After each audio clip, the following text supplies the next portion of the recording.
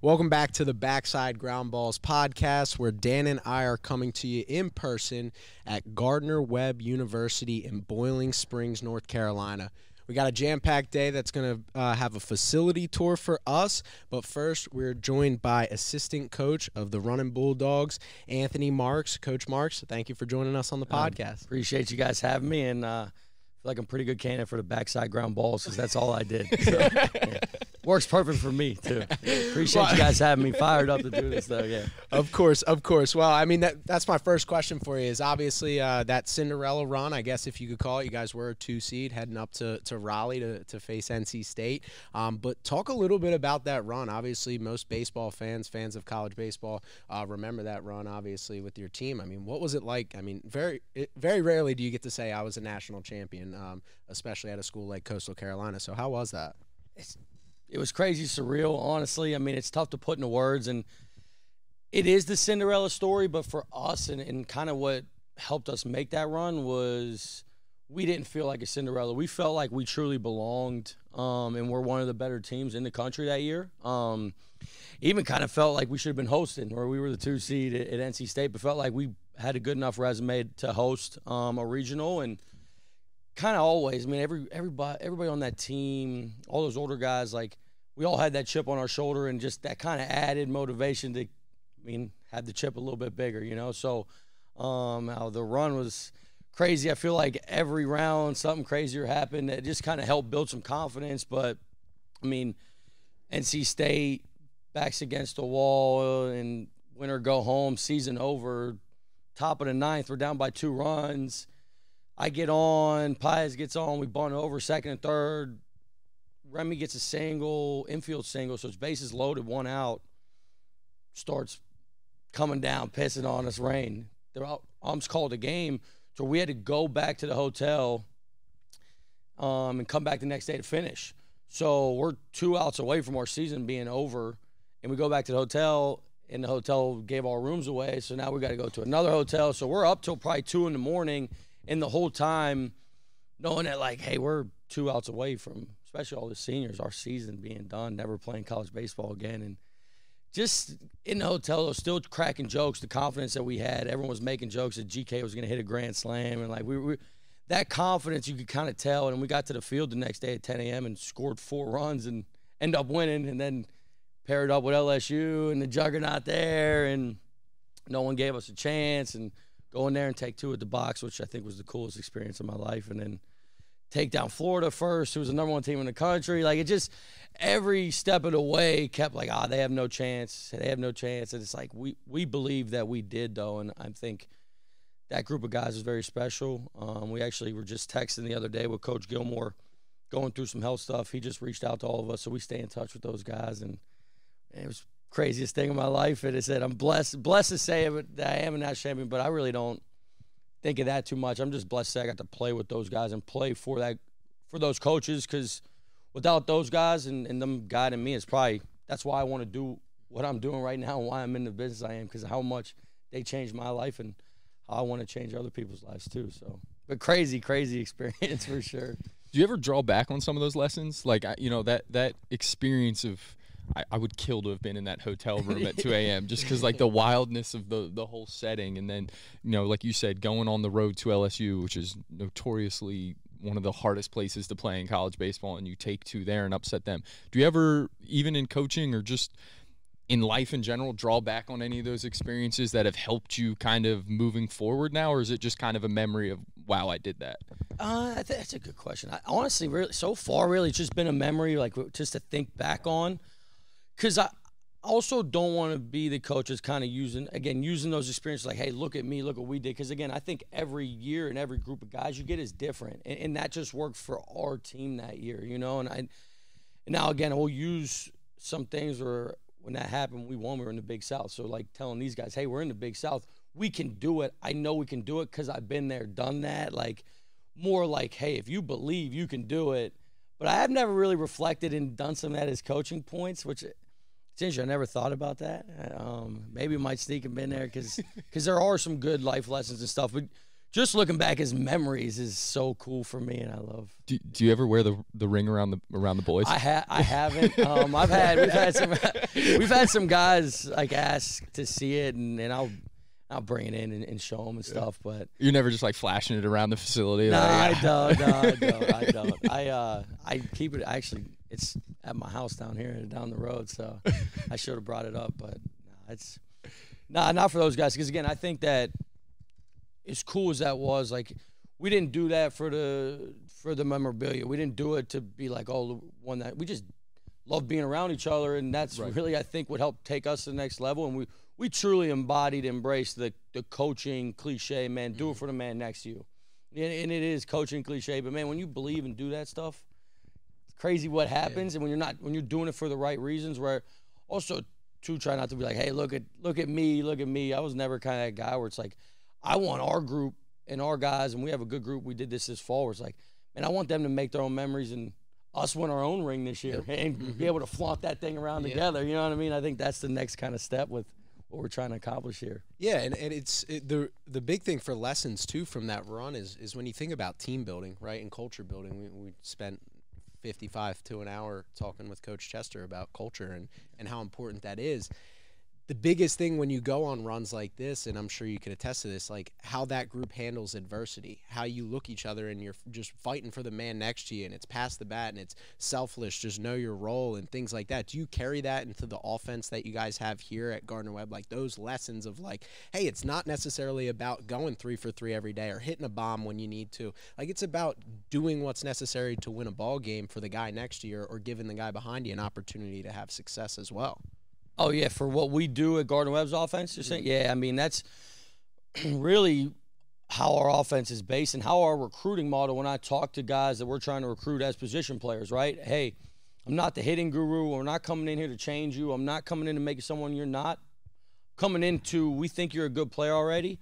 Our job is to get you to play your best version of you and whatever that role is. Again, we want everyone to have a different role on the team.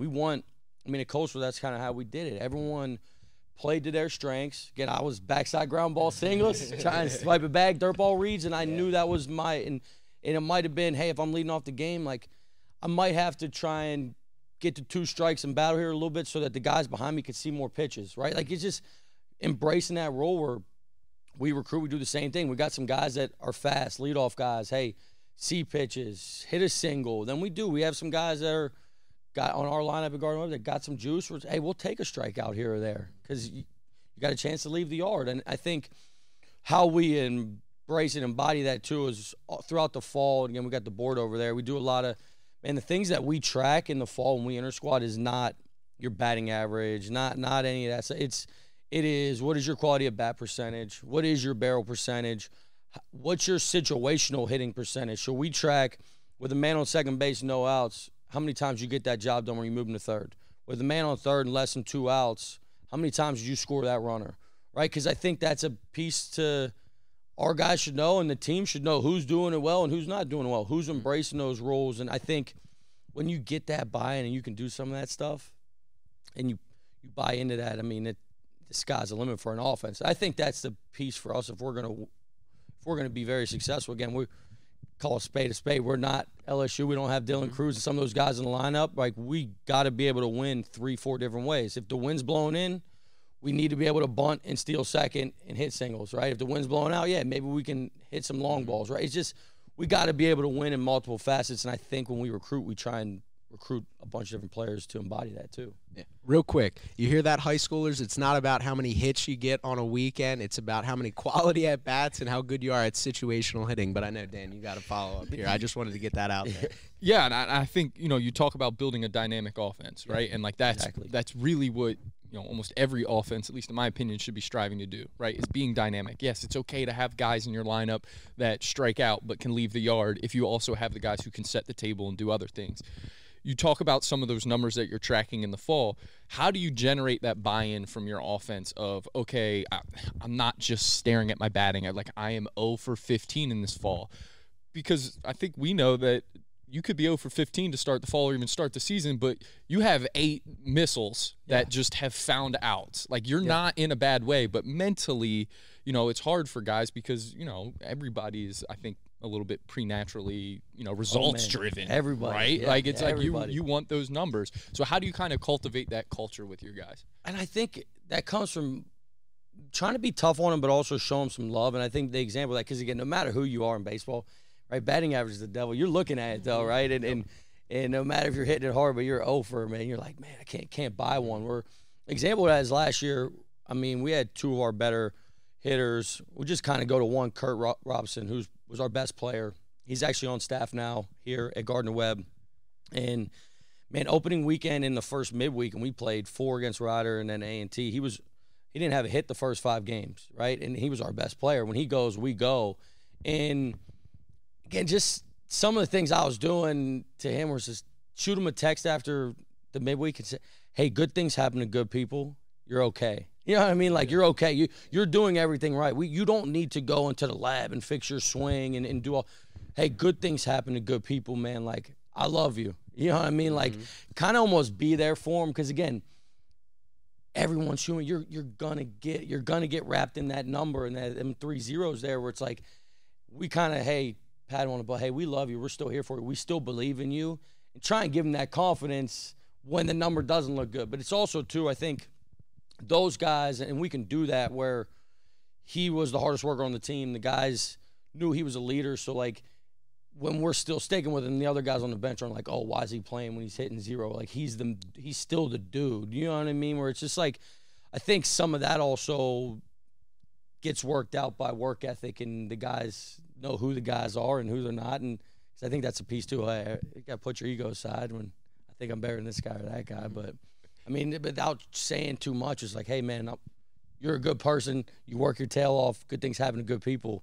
We love you. You're going to be all right. You know what I mean? Because that is the toughest thing. I mean, everyone wants to go 3 for 4, but you're not. I mean, it's not. And the funny thing is go back to Kurt, ended up being, not sure if he was first team, but he was at least second team. He was back-to-back all-conference. He had 350. I was like, Kurt, if you sprinkle in a couple hits the first weekend, you're almost an All-American. You know what I mean? Right. Like, you just keep being a good person and don't change yourself. You know what I mean?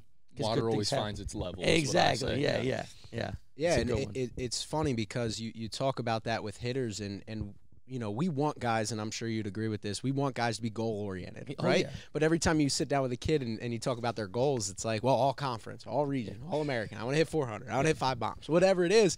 And you're just like, when you get caught up, when you have that 0 for 20 to start and your goal is to hit 400, you're starting to calculate in your head, I got to hit 415 the rest of the way. Oh, yeah. 400. If I'm going to be all conference. I go 2 for 4. Yeah. Right. This got to go 0 for 4. I need to call and catch him up. Yeah. Oh, no. Oh, yeah. And how do you balance that mental side of getting guys to work towards their goals and be motivated to be better, but also not get caught up in that number at the end of the day where they could go 0 for 4, but in your book on the quality at bat sheet, they could be 4 for 4, quite frankly. That could be a really good day in your sheet. How do you balance those two? I think, again, a lot of open communication where I'll meet with these guys a lot and just kind of sit them down, and I'll ask them their goals because it's good to see. Because, again, even in the recruiting process, right, when we recruit guys, we want them to be like, hey, I want to be a pro player. Yeah, we want you to want to be a pro player. We don't want to get kids here that are just complacent to play Division I baseball, man. You got to have aspirations to get above here. So, like, I think that's when in the recruiting process we ask that. Then we get them here. It's like, hey, all right, now we know you want to be a pro, but what are your goals for this year? And I think hearing them out and then kind of almost being a voice of reason too, where it's like, yeah, man, like if their goals are a little bit like that, hey, let's do a solid and let's meet in the middle where I'll talk to some guys where, again, hey, we got a couple leadoff guys that run 6.4s. Their goals, and they've told me this, and I think it's great, they want to have 2-to-1 walk to strikeout ratio. Man, that's a great goal for you to have, right? Don't worry about your average. Don't worry about, like, I want to walk 2 more times than I strike out. I think that's great. And a guy who has some home run capabilities, like, I want to have as many extra base hits as I do strikeouts, right? If you're going to strike out close to 40, 50 times, like, we need you to have 35, 40 extra base hits. You know what I mean? Like, I think looking at some of that stuff instead of – because I think then the all-conference numbers and some of those things shake out if you can control what you control. And, again, be the player that's going to make our team go as well, you know? But I think it's good to hear those guys say they want to be All-American stuff. Yeah, it is, but it's sometimes, all right, now – but how can you get there? How can you become an All-American? All right, for you to be an All-American, you need to play the best center field. You need to probably even walk 3 times more than you strike out. You need to, every time you get on, we need to steal. And instead of putting a number on stolen bases, is we tell guys we want you to steal it at 80% success rate. We want you to go all the time, and I don't want to put a number on your bases, but like let's steal it at 80% clip. That means, man, when you're running all the time, you're also safe a lot of the time too. You know, instead of putting some numbers on it, almost put the percentage and the ratio a little bit. But when you're trying to again create this buy-in and kind of set that culture, how important do you think it is for the offensive guys to kind of know where they stand with you and you know within the lineup? I think it's very important. And again, you can see on the board over here, where like it's huge up here, and the bottom ones, the bottom numbers there, it's the top 3, and sometimes it's the worst 3. I'll change it up week to week. These are the top 3 guys who are the top 3 quality at bat percentages so far this part of the fall. These are the top 3 barrel percentage. These are the top 3 situational, or these are the top 3 hardest average exit velocities, or hey, these are the bottom 3 quality at bat percentages. These are the bottom 3 barrel percentages. And I tell the guys before we start, if your name's on here as one of the bottom 3, it's not to embarrass you. I'm not trying to embarrass you, but I also sometimes you need to know where you stand too. Right. So when you're not in the lineup, you can't be like, Coach, I don't get it. Well, and everyone else knows too. Well, you're bottom 3 in everything that we put up here. Yep. I'm not trying to embarrass you, but hey, maybe it might be, oh, my name's on here for bottom 3 in all 3 of these categories. When everyone leaves here and we're done hitting, I'm going to stay up here for an extra hour. You know what I mean? I might need to. You know what I mean? So I think having, again, we know where we are. We know what information is important to us and what we're collecting. And then giving some of that, not all of it, but giving it to these guys in like, hey, spurts of who's doing really good, who's not doing so good, so they have an idea where they stand. And then next week we meet, end of the fall meeting, some of that stuff. And for offensively, and I know the pitcher's doing the same thing, where we got 19 hitters, and it'll say this is what your quality of bat percentage was, and then next to it, you're either 1 of 19 or you're 19 of 19. I mean, those are the numbers that, man, sometimes are hard to swallow. Yep. But also, again, help us make a decision so that not everybody who's not in the starting lineup's not knocking on Coach Chester's door about why they're not playing, because the numbers are the numbers. You know what I mean? Absolutely. I think that's a piece, too, where helps a lot of those non-playing time meetings, because we're being transparent as a coaching staff. Definitely, and you talked about quality at bats, barrel percentage, and situational hitting success percentage. And one of the things that I always found interesting about building an offense is you become what you're intentional about, right? And I've seen that a lot of times with, we tracked a lot of swing decisions, and I was trying to figure out when we were going through the season of, was this successful? Did we see what we needed to see?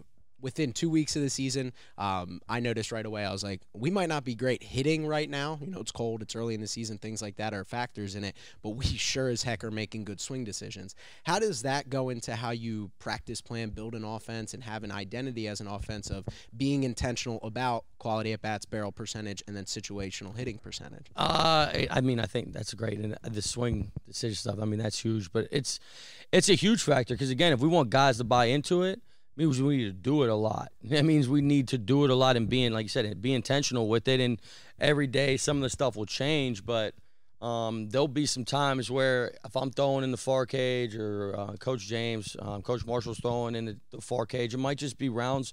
Hey, today's rounds are all situational, right? It's just you're not just getting in here and swinging to swing. Every swing means something, and then sometimes that can get monotonous and you don't put a punishment to it, but then there's days that's like, hey, you earn your free swings, right? So you have to hit a man on second, move them 3 times. And again, to get the guys to kind of hold each other accountable too. I hate being the judge, right? But we know a man on second base, man, we're kind of going probably for about the left of the shortstop's ear to the right field line, man, right? I mean, and move the guy to third base, right? If you roll a ball through the 6-hole and you hit it kind of hard, you might have got it done. It's not what we're trying to accomplish. It's not the purpose. It's not the purpose. And I don't want to be the bad guy and tell you no. I want your teammates to tell you no. And there'll be some times where we do that. And then if you don't get the job done, your round's over.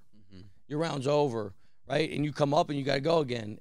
And if you do, it's usually 3, 3, and 3. and you get all 9 right away, yeah, the last 7 minutes of that round, we might do 12-minute rounds, the last 7 minutes of that round, yeah, man, you're taking 0-0 hacks, hammering off the batter's eye. But until you get the team rounds done, you don't earn free swings yet. So, like, it goes into a lot of what we do. Again, we very rarely do we just come in here and just, hey, do whatever you want and bang, you know what I mean? Like, we'll do a bunch of 2-plate breaking ball stuff. Like you said, hey, which breaking ball should we be hammering and which one should we be laying off? Where does this pitch need to start? Do a lot of machine work on the field where it's saying 2 machines, hey, 2 strikes. Because, again, 2 strikes is important to us, right? If you're not a strikeout guy, we need you to battle and fight and spoil a pitch. So we'll do a lot of 2-strike work with the breaking ball in the big, and we literally can just put the fastball right in front of it and just let them compete. You know what I mean? I think so. It's a lot of the stuff we do team-wise offensively is geared around what we think is important and how it's going to make us good. You know, you mentioned all these things and the competing with it, and Trevor mentioned swing decisions. Every time we have an offensive guy on, I love to ask this question: how much? Because I think, you know, just from being in a dugout and seeing younger guys and as they progressed, how much do you guys talk about approach at the plate? And when you're talking about, okay, we need to move a runner, what's the approach in being able to be successful in moving a runner from second? Or what's the approach in being successful in a 2-strike account? How often are you guys talking about approach and kind of, you know, everybody having a plan when they get in the box? So we talk about approach a good bit early in the fall, and then I kind of do this twofold to where once we start inter-squatting, I try not to talk as much about it. And I want, again, I'll meet with the guys once a week. I want them to talk to me about their approach, because some guys have an idea and a plan. Because I also don't want to just be like, hey, this is the one approach that one shoe fits all approach. Some guys have different styles, and then there's some guys that are like, I don't know, coach. Then yeah, we need to talk about approach more. You know what I mean? Some guys will ask like, hey, what were you thinking with a man on second base and no outs? Like, what did you think you were getting here from?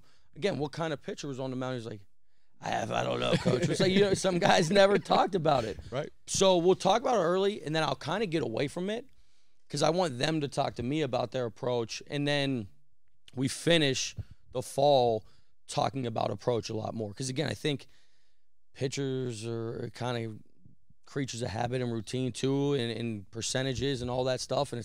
And a lot of guys didn't know too, and it's funny because, again, during inter-squad, I let them guys play, man. Be free. Yep. Be you. But there's a couple times I'm standing at third. I'm like, man, like either no one's paying attention or there is no approach here because Coach Hardy's going first pitch fastball and then to the next guy first pitch break ball, then first pitch fastball, then first. It's like, man, no one's watching the tendencies of what's happening here. And now when we get into the spring, that's really almost all we'll talk about. And when we do scouting reports, it's a lot of percentages and, hey, this is what we should be looking for in these counts and in these situations. You know what I mean? I think it's huge, and you can execute those. It's huge. But, we talk early, then I let them be free and kind of see who has a feel and who doesn't. Because some dudes do have a feel, and I get it. Which I love, too, is Coastal didn't change me. And I'm looking for something hard because I'm a little guy that's not getting many breaks. They don't want to walk me. Right. I'm looking for a fastball, and I'm going to hit the other way. We got Alec Burns, who's got hurt last year. We had 15 home runs 2 years ago. Yeah, man, they're probably not coming at you right away with heaters. I mean, go ahead and sit something soft because what they want you to do is chase the breaking ball down or roll it over. But maybe if you sit on it and you hammer at the backside, then you earn some fastballs later. You know what I mean? And everyone's is different. But if guys don't, and guys might have it, but if guys don't, it's funny to hear the guys who don't. They're like, I don't know, coach. Yeah, I don't know, see ball, hit ball, which is good for some guys. Yeah. But they're like, I don't know, coach. Can you tell me? You know what I mean? Yeah. It's funny you brought up the tendencies, and that was something that we track by paper through games. And I always say, I mean, for lack of a better term, apologize to Tommy and Dan over here. Pitching coaches are stupid, right? Just as I'm sure hitting coaches are stupid as well. But pitching coaches they're creatures of habit. And once you pick up on, hey, like there's a really good program that was our biggest rival. It was like when they got behind, they were 99% fastballs, and we started selling out on them, and it was like 12 runs. Like, bang. And they're going to keep doing it. Yeah, because that's what works for them. That's their model. You know what I mean? I think, and that's a piece to where we will. We do the same thing. We have the tendency chart in ours, but the best when our team's really going good is when those guys are starting to talk in the dugout about how they're getting pitched. Everyone's around. Again, who maybe there's a freshman. And honestly, I did the tendency chart at Coastal my freshman year. Yeah. And I truly believe it made me a better hitter. Oh, 100%. Because coming from Pittsburgh high school baseball, Right. there ain't no, there's no approach. No one talks about none of that. It's like, I don't even know what pitch that was. You know what I mean? So I did, and it made me a better hitter because I was like, oh man, dude, man, every time someone got to second base, the first pitch was a breaking ball. Yeah. You know, and it was like, I didn't realize that. Yeah. Like, and when the guys started talking about that stuff, I'm like, oh, we're in a good spot. These guys are getting it. It's clicking. Yeah, that's when you know you found something. Yeah. And what I find interesting is, obviously, you've mentioned a couple times, your success as a player. You played professionally, obviously, hit at the top of a national championship lineup. How do you balance the ability? Like me, I always tell everybody, like, in my mind, I think I stunk at baseball, right? So it was easy to be, walk in, open mind, be humble, understand when, our 3-hitter swings through our 76-mile-per-hour slop fastball that, like, yeah, that's going to happen, right? How do you balance the two of obviously knowing what worked for you, but understanding that that might not work for your 4-hitter and not building an offense that's centered around what worked for you, which obviously worked at a really high level, but might not work for 19 guys? Because of the way the coaching staff handled it at Coastal, really. I mean, again, what worked for me, they let me be me, and it didn't work for the 2-hitter. It didn't work for the 3-hitter. It didn't work for the 4-hitter, the 5-hitter. And again, I tell you, I wasn't that good. I just got lucky. I played with a lot of good players on that team, and them guys were studs. And I just didn't want to mess up because I knew if I just got to first base, one of them guys was hitting a home run. When we wanted a 2-run jack instead of a 1-run jack. And I think it makes it easy for me to do that because those guys let me be myself and play my game. And I got to see how it allowed me to play free, loose, and fast, while also letting the rest of the team do what was going to help us win baseball games. And I try and do that the same with our guys. It's like, hey, man, like, and also, too, like, player side, again, when I'll talk about Burns a little bit. I mean, if he walked through the door, you'd be like, oh, it might be a pro hitter. He looks like it. When I walk through the door, it's not a pro hitter. You know what I mean? So it's like, obviously, what you do and what we do are two different things. Yeah. But still, again, I think that's the best thing for me, too, and as a coach, knowing that, like, I'm not I wasn't that great. I'm not perfect. And I need to be open-minded, too, because I need to find out what works for this guy, because I wasn't that type of hitter. So how do I become a hitting coach that can prove that I can work with the big power hitter too, even though I wasn't one? You know what I mean? I'm still learning in some of those areas too. What were some of the, what are some of the biggest things that you've had to evolve in from, starting out at Barton to now here at Gardner Webb with Coach Chester? What are some of the things that you feel like you've had to evolve in as far as whether it's putting a plan together, what you believe in offensively, or even just kind of, coaching the guys? What do you think's the biggest change you've made since then? No, I mean, well, Coach Chester's, obviously I owe a lot to Coach, man. Just the leash he gave me, because, again, I think putting plans together and having some of that stuff, I didn't know. And the first day, again, Coach, too, when I kind of got to Gardner Webb and took over as the offensive guy and the hitting guy, like, the first day, and, like, Coach is like, what are we doing today? And I'm like, whatever you want, Coach. And he's like, no, you're in charge now. And I'm like, oh, shoot. All right, yeah. I didn't even really think about it because I've never had to do it. So, like, and him giving me the freedom to make practice plans, mess up in practice plans, see what works for guys, see what doesn't has been huge. And then also, too, I think the biggest one of the biggest ones is, like, making sure that we're holding everyone to the same accountability while letting guys be them. You know what I mean? I think it's like, man, it's that fine line of old school, new school. I mean, my coach was really tough on us. And you can be tough on certain guys, knowing which guys you can be tough on, knowing which guys you can't, while still trying to make sure that everyone feels like no one's getting played favoritism. Right. You know what I mean? Yep. And it's tough to do that, because, again, I know when I was playing at Coastal, the coach likes the better players. Yeah, you know what I mean? I mean, whoever coaches LeBron probably likes LeBron. They got the best player in the league. You know what I mean? So it's tough to find that balance too. It's like, how can I make the number 19 hitter on the roster feel like the number one hitter on the roster? And I'm still trying to make ways and find ways to be better, but I think that's a piece that I've been working to get better at, because it's always easy to love the best player. Yeah. How can you love the guy, number 19 on the roster for offense is just as important as number one? How can you love them all the same? Yep. And coach them all the same, Yeah, and it's just about treating them as a human being, right? Yeah, If you were number 19 on that roster, how would you want your coach to treat you? It wouldn't be ignoring, just toss you a tee and a couple of balls and say, hey, go warm up and hit. I'm not going to be in the cage with you because I got 3, 4, 5 to get ready to play. No, you got to treat 1 through 19 exactly the same. And you talked about building a practice plan, and obviously that's something that comes with being a hitting coach. Yeah. And, you know, we're sitting here in the beautiful indoor facility that we're going to get to walk around once we're done here, but a lot of machines, a lot of different things going on. How do you create a challenging environment for your hitters to make sure they're prepared once we step on the field? And, you know, in the Big South as of 2023, you had to Campbell. They got dudes. They got big leaguers, you know, a ton of dudes across the board and across the Big South. How do you get guys prepared to face that level of velo and face that level of stuff and still buy in the practice setting? Well, because a lot of the practice setting and the things that we do is all challenge, or like you said, all challenge or the situational stuff, man. It's again, I get there needs to be some feel good stuff, and every once in a while we'll do some pregame BP where I will throw or someone else will throw, but man, it's a lot more machine work because we tell the guys all the time. Yeah, man, my arm out from the left field, I had a squirt gun, right? and it's like you're a Division I hitter. When I'm throwing batting practice, I've gotten all right at it to where it's like, yeah, this thing's middle cut. You should be able to hit it hard. Yeah.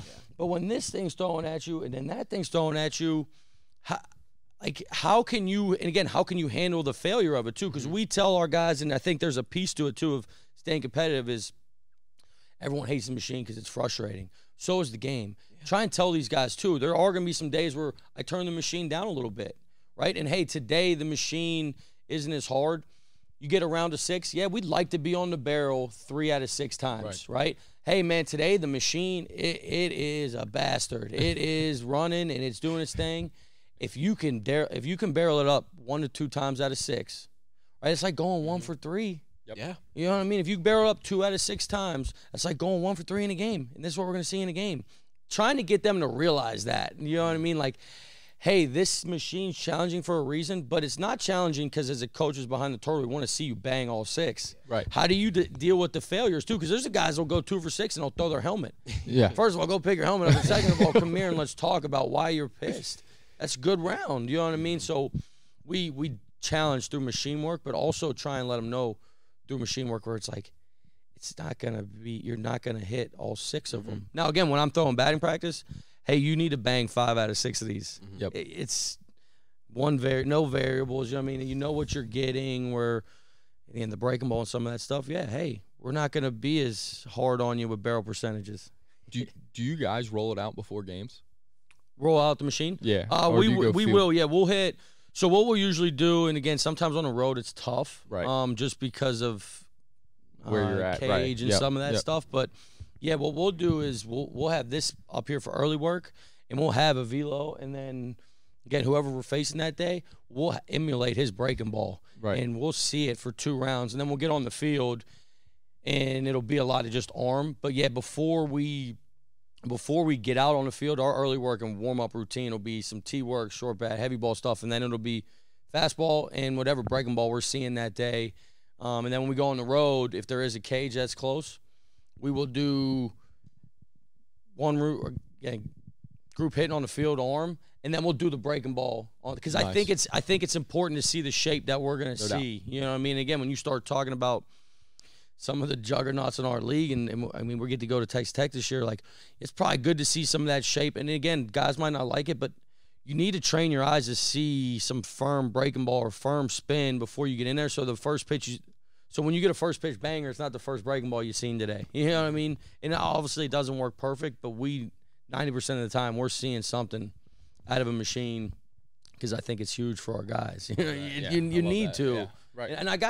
And the more we do it, and we've been doing it a lot, the more the guys buy into it. Right. You know what I mean? So, like, it's easy. It's easy, especially now. It's seeing how much the older guys like hitting it. Yeah. When they come in their first, second year, they're like, man, the machine again, this sucks. You know what I me mean? up. And now they're junior and senior year, they're like, yeah, like, I really just only want to hit the machine. You know, because they know that's the only thing that's getting them better and getting them ready for practice, like, for a game in a game setting. Well, and it just makes so much sense because as we've seen from the pitching side, just the rise of guys kind of dominating that upper quadrant in the strike zone with their fastball and then pairing the breaking ball off of it, that's what these things do better than, like, you're not going to see anyone backspin a baseball better than the machine. No, like, exactly. Right? Like, yeah. you want to learn how to get on top of that kid that's 92 at the top of the zone backspinning it. Like, get in here and get on this cage and try and find a way to get on top of it. Yeah. Right? And I mean, we talk about it all the time where it's like just being able to emulate that, especially that fastball, because we've seen it, right? Like, just in the last couple of years, how much guys are just peppering that upper quadrant of the zone. Like,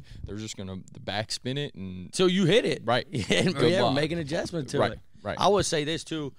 This is the first year we've done it, actually, and it's allowed us to challenge in here a little bit more with these breaking balls. If you guys want to check them out, if you have or not, we went and bought a bunch of the Marv training machine balls. Yeah. I don't know if you guys have used them or familiar with them. I wasn't, and this is our first year using them.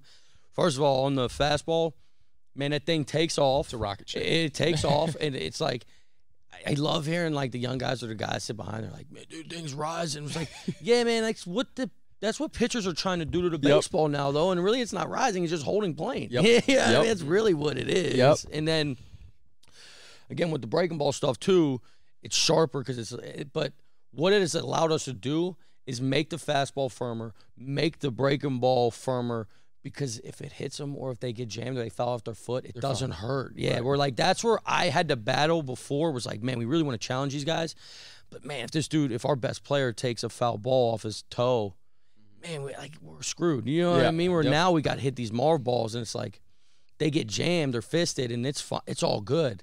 They've been such a game changer and have allowed us to actually challenge even more on the breaking ball machines. Like, I was thinking we're probably going to get a bunch more of those bad boys for sure. We need them. Yeah, they're great. Yeah, definitely. And again, the best selling point to guys when I'd work for them was like, how many times do you swing and miss in BP? It's like, well, if you're playing every day, probably never. Yeah, like, I hope, right? Yeah. But how often do you swing and miss in practice? Like, how often do you swing and miss in the game compared? Like, we need to make those almost equal, right? Yeah. Like, if you're in practice and you're barreling everything, it's not hard enough. And, getting guys to buy in, because I think guys see the results. Like, you talk about older guys being bought in on it. Like, guys after a while start to see how slow the game moves, right? It's like, you guys had Mason Miller in here, and it's like, I'm sure in the fall he was throwing freaking BBs into the plate, and guys were probably late getting beat, and then you start training off a machine every day, and then that 97 to 100 starts to look a little easier to hit, and it doesn't make it perfect, right? You're never going to make perfect contact on a guy like Mason, but no, you just hope once every 10 years, maybe. But at least slowing it down to make it competitive, right? 100%. And that's kind of the goal, right? And I think it's funny I haven't really said that yet, because we say that a bunch. Tell it to even our outfielders. Tell it to our base runners. And everything we do, we talk about slow the game down, man. Slow it down, right? Like, so it's great that you say it, but yeah, that's why we do this stuff. It's slow it down, right? Like, man, I try and tell our guys too, and it's tough. Maybe in some regular season MLB games, but man, like watch the playoffs and the MLB, like the World Series, the divisional rounds, like watch those guys get in a box and just see how slow they are, see how methodical they are, and like because we do now a lot of video too, and like, man, you are like a spaz in there, man. Slow down so you can slow the game down and slow the baseball down, and I think doing that stuff, like you said, doing the machine work a lot, and we'll do every once in a while too. We'll try and stand in on bullpen so they see it more. Anything we can help to try and slow the game down, we try and do, because it's huge. And a lot of it's good seeing some of those freshmen the first couple times come in here and speed themselves up and think they have to, I gotta crush it, I gotta be on perfect time, or like in the infield or an outfield, they're bobbling the ball because they're trying to be too fast. Man, you gotta let the game come to you sometimes and let your athleticism play. You know what I mean? But slow it down. I mean, it's perfect. Yeah, perfectly said. How do you find the balance? Because my thought process here is there's so much anxiety in performing, right? Like, you got to go in there, and like the pressure that especially 18 to 23-year-olds, they put on themselves to go out there and perform and be the guy. So now you add in all these great methods, and then you're talking about video, and you guys have Yacker Tech and all this stuff.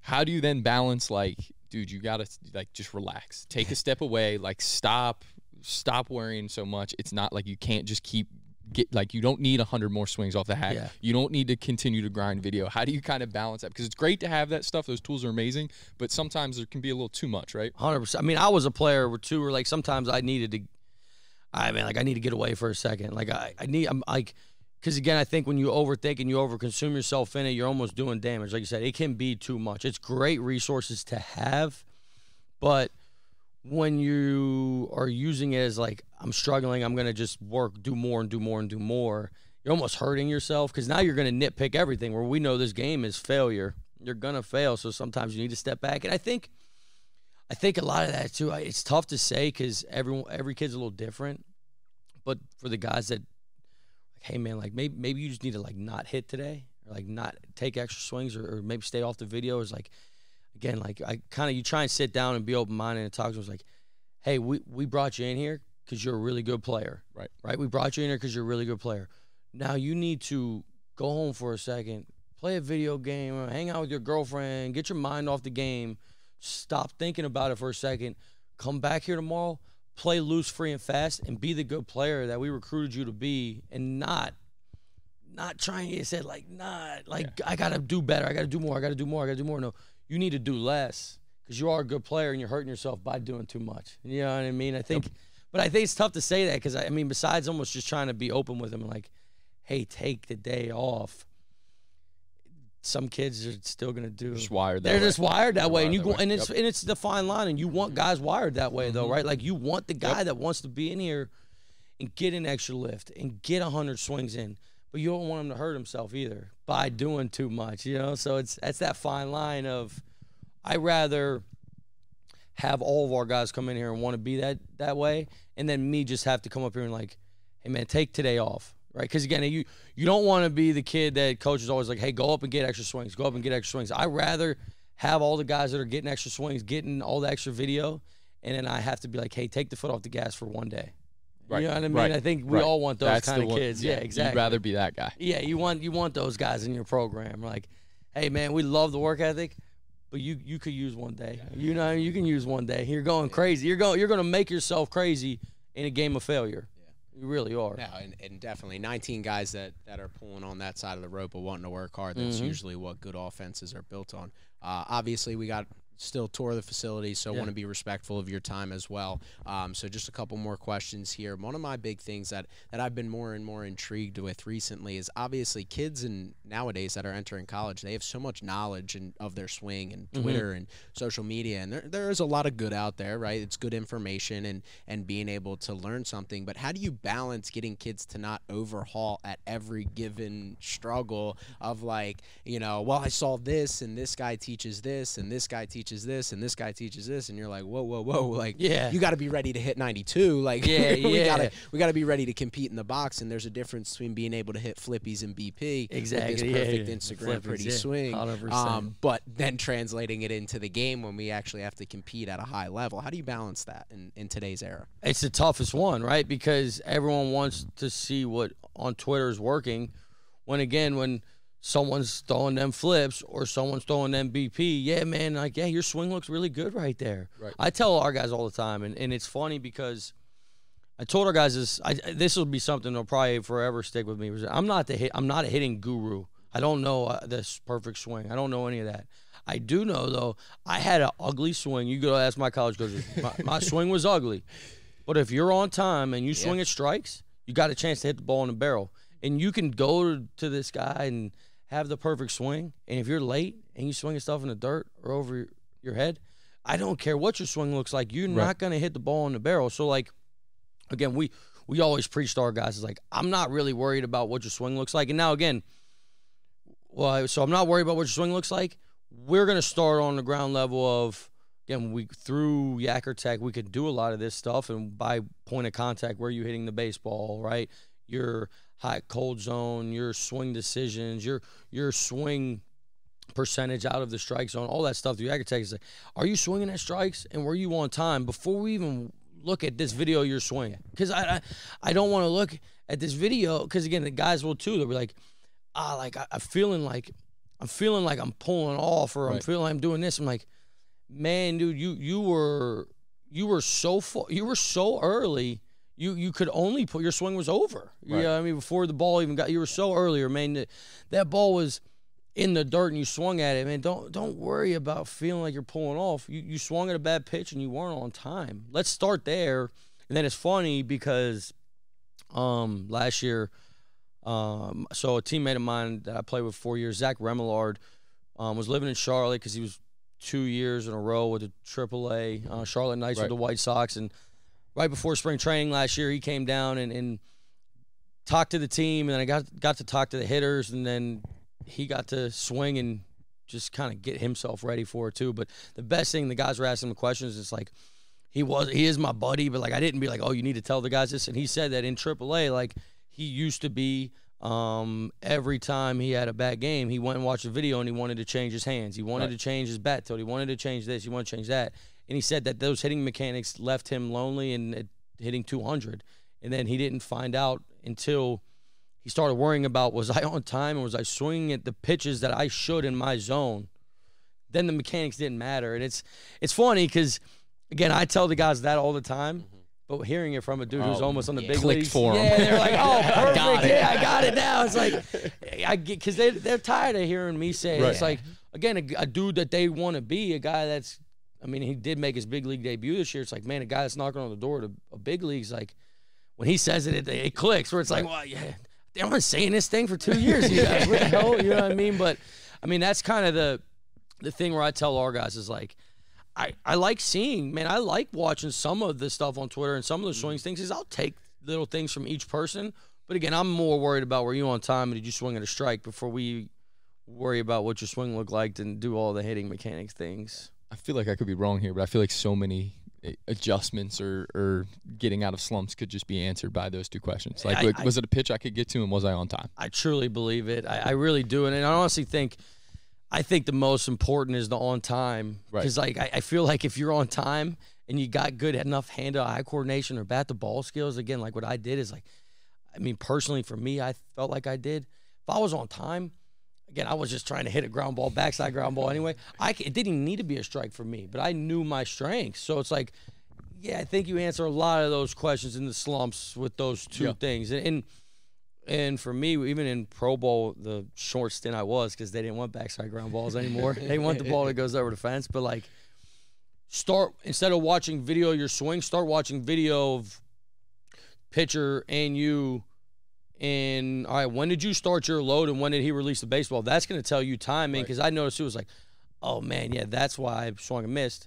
I didn't start loading until the ball was halfway to the plate. I had no chance to hit that ball. You know what I mean? It's like, start looking at those things. Those answer a lot more of the questions than the swing mechanics do, in my opinion, also. Definitely. You got any questions for Coach Marks before we let him go? Yeah, just a quick fun one. I'm sure Trevor's got a couple more serious ones. Who in college, who was the best player you felt like you played against? Oh, man, dude. That's a tough question. Pitcher or position player? Give me pitcher. Who's the best arm you faced in? Well, my freshman year, this was tough for me because man, I got a couple. But my freshman year, we were the 3 seed in the Virginia Tech Regional, and we got matched up with Oklahoma, who was a 2 seed. And I played a little bit, didn't play much. I get some defensive replacements off the bench. We faced Jonathan Gray, who was throwing 100 at the end of the game still. And Coach Gilmore looked at me, and we were losing. He's like, Marcy, get a bat, you're hitting. As he was on the mound getting ready to warm up for the bottom of the 9th, and then he's like, you're hitting leadoff. I was like, oh, great. So he throws 2 fastballs that I don't even see. And I'm like, all right, well, I'm not striking out looking. So, like, I'm not doing that. I'm here, 5-5. Here comes another heater. And I swing out of hand, and he throws a changeup. And it's just like, at least I didn't strike out swinging. But it was probably one of the most embarrassing ABs. And, like, just overmatched. I was like, overmatched at bats ever. Jonathan Gray is he was probably one of them good ones. Alex Lang's breaking ball was the best breaking ball I've ever seen. Dane Dunning was pretty good. Yeah, there were some studs. I actually didn't see, when we faced Florida, A.J. Puck only threw 1 guy. But then I ended up facing him in instructs. And left on left, it was impossible. It was another one. It was 3 pitches. Yeah. Put your helmet back in the helmet rack and just be like, wait, I think I'm going to get released soon. This probably wasn't for me. Yeah, this ain't for me. Yeah, that was quick. Yeah. That's great.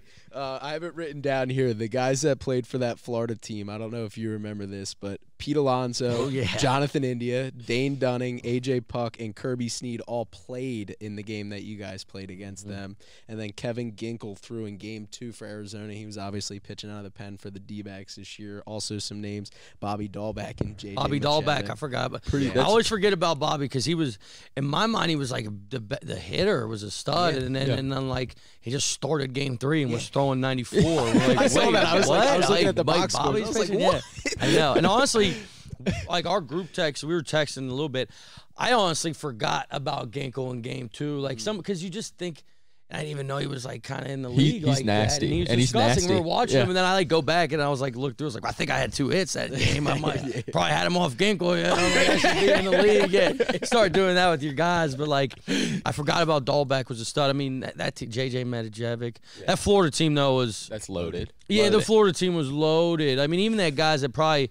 I mean, Buddy Reed was a first rounder, I think, that year, but never really made it. The catcher, J.J. Schwartz, was the dude who was like breaking all the home run records his freshman year. Like them dudes.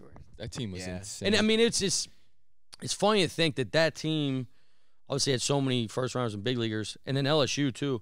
The next year, that was the national championship series. Right. Like and there was a lot of similar players on those teams. So to think that we beat both of them, you're like, maybe we had to be all right. Was Brady Singer on that team too? Brady Singer was. He just didn't throw. No, he didn't throw because I think he was young. Faedo was the Saturday guy, right. maybe, and I think Brady Singer was the Sunday guy. It was disgusting. And Logan Shore was the first rounder, and or Logan Shore was the Friday guy, and he was more of the pitcher, man. Yeah. Like, he had like 5 pitches for a strike. Yeah. But I mean, again, and now in today's world, like 92, that's not like crazy velo.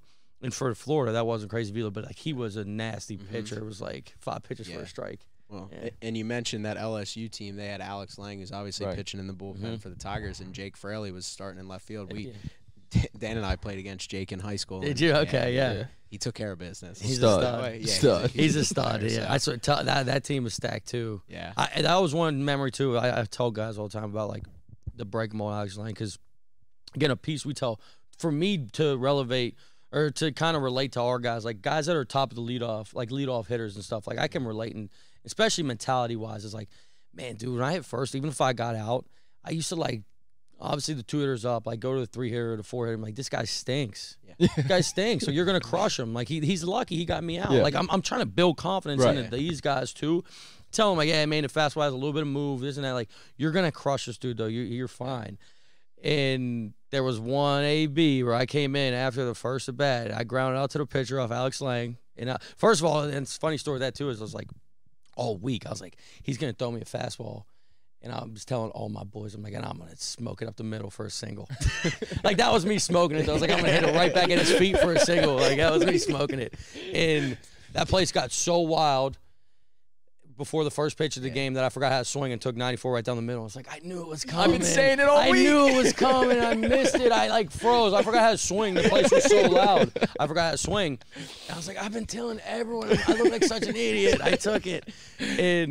But then he throws me a 2-strike banger. I took it because I was so good. I couldn't even swing. I didn't even know what it was. I just got lucky it was a ball. Yeah. And ground out the next pitch. And I look over to CO hitting third, and I was like, that was the best breaking ball I ever saw in my life. Like, it's like the first time I ever like gave someone props. I was like, don't hit the fastball. That was the best breaking ball.